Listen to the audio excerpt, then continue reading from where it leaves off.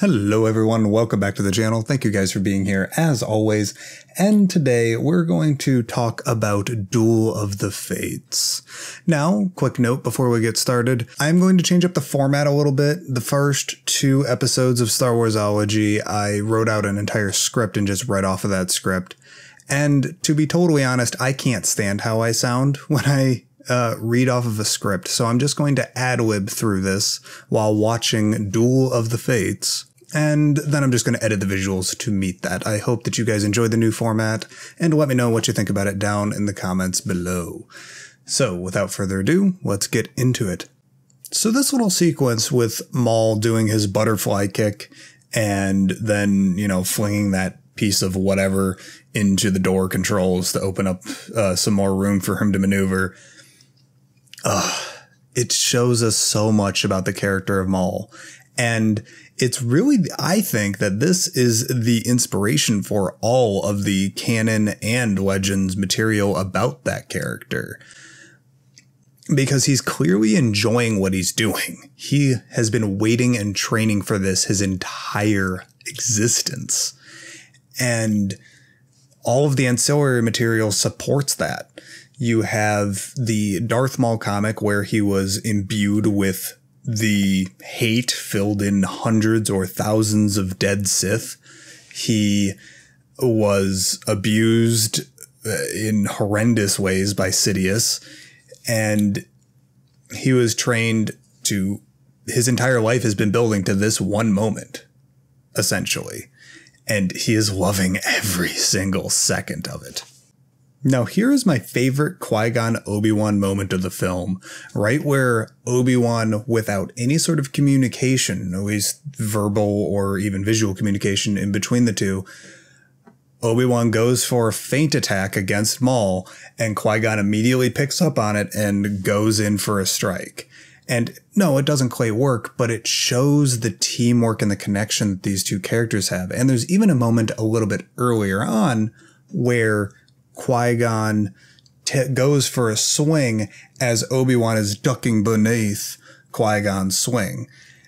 It just shows how much training and how much time these two characters have been together. And it just inspires so much interest in the Jedi training and the Jedi apprenticeship. And what was it like before episode 1, before the Clone Wars, because we've only seen very rushed training in between the OT, the sequel trilogy, even in the prequel trilogy. It was very rushed training that we never really got to see. And I'm really hoping that we get some sort of comic or book or something that explains how this kind of connection, this kind of deep bond in between a master and an apprentice in the Jedi Order is forged. Now, I just want to address one quick complaint that I see quite often, which is, why didn't Obi-Wan use night speed or force speed to catch up with the fight, like the ability that they used back on the Lucre Hulk at the beginning of the film to escape the droidekas? Well, you see,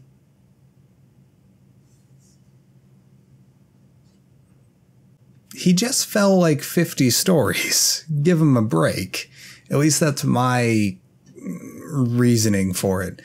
Go out, run 200 meters as fast as you can. Then go on top of your 1 or 2 story house, go down the roof, jump off of it, and then do another 200 meters and see if you're just as fast. Okay, maybe don't do that because I don't want to get sued. But the point still stands. Is that, give him a break. And I don't necessarily want my, quote, run-of-the-mill Jedi. Yes, I know Obi-Wan's not necessarily a run-of-the-mill Jedi, but he's not a Skywalker, and he hasn't been chosen by the Force to be the galaxy's only hope for light like Rey has. I don't necessarily want my, quote, run-of-the-mill Jedi to be Superman. Like, I want to know when they get hurt. I want to feel like they're actually being affected by, getting thrown against a wall or falling 50 stories or whatever. Sometimes he used up some force energy just to get up onto that gangplank. I don't know. I guess that's just kind of how I feel about that particular, quote, plot hole, unquote. Plot holes. The only thing that ever has really bothered me is why don't they just destroy the emitters? Like, you got lightsabers. But anyways. All right, so we're going to be paused here for a second. This is probably the biggest point that I want to convey to you. And a massive shout out to Katie and Brian over at the Moon Jockeys podcast. They did an episode where they broke down the entirety of the Phantom Menace, and Katie made an excellent point about this Rey shielded hallway sequence. And it ties into the entire rest of the saga. And that is the concept of the living force and living in the here and now, worrying about what you are doing right now, not 2 seconds from now, not a quarter second from now, not 10 years from now.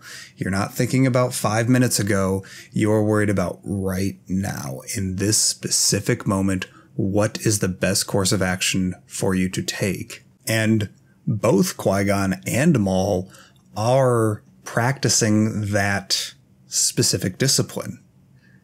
You have Maul concentrating. He's gathering his energy. He is pacing back and forth. He is keeping his rage built up. He's keeping his hatred built up.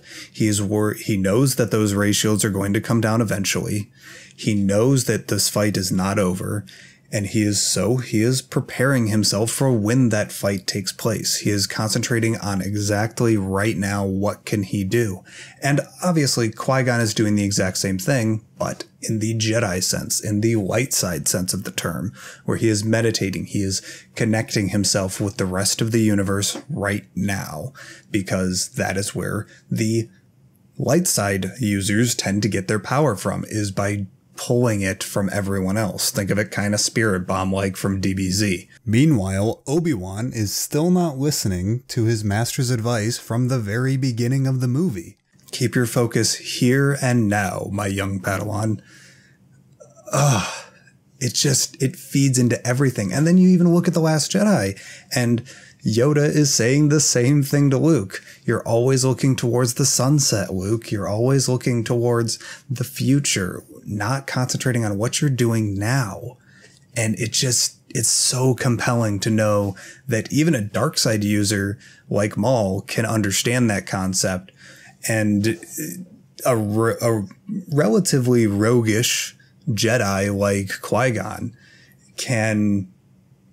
they can have that connection in between one another, while it shows that the rest of the Jedi Order, like Obi-Wan, doesn't understand that concept. They're always worried about what's happening next or what happened before, not what's happening now. It's so good and so compelling.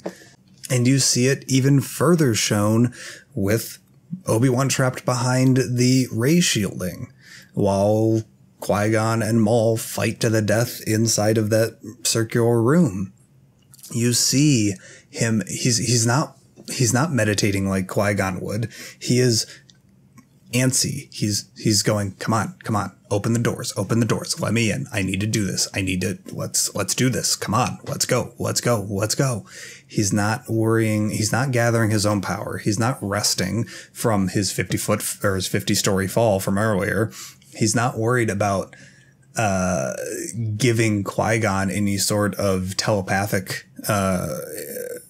encouragement or support. He's just going, okay, I need to get my lightsaber in that room too. And even after Qui-Gon's death, he's doing the same thing. He's still going, I need to get in there. I need to avenge my master. I need to go now. And Maul is right back to pacing and gathering his strength, while Obi-Wan is bouncing with anticipation. And here is my favorite part, right there, right where Obi-Wan blocks 2 strikes at the same time by putting his lightsaber behind his back to block one of Maul's strikes. I don't know what it is. It's just a fanboyish thing for me. It's so badass. That is the only term that I can give it. It is badass to me. And my final thoughts on this scene, really apply to the entire fight in between Obi-Wan and Maul.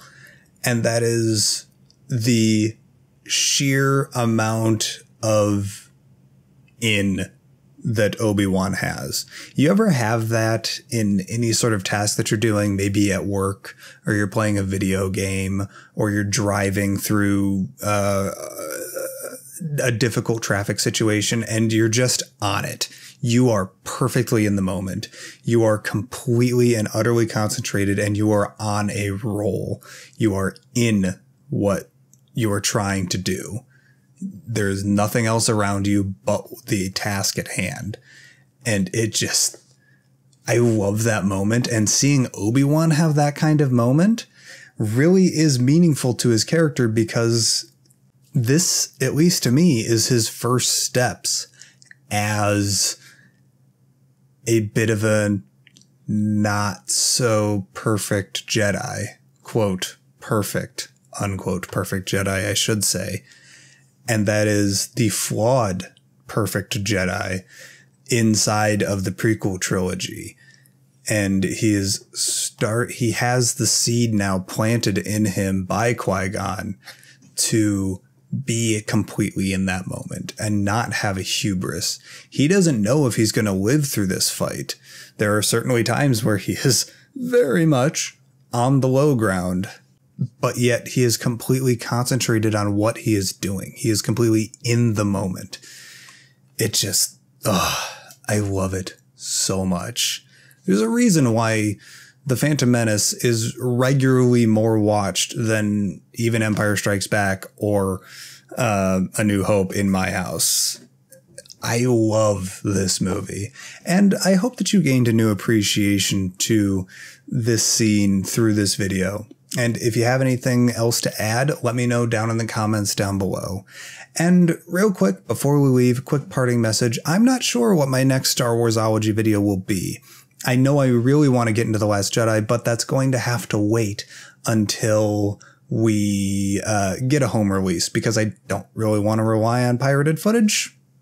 Just me. So if you have a recommendation, another scene that you would like me to analyze, let me know down in the comments down below. I am very happily taking suggestions from you guys. Also, make sure to leave a like on this video if you enjoyed it. And as always, may the Force be with you. Take care.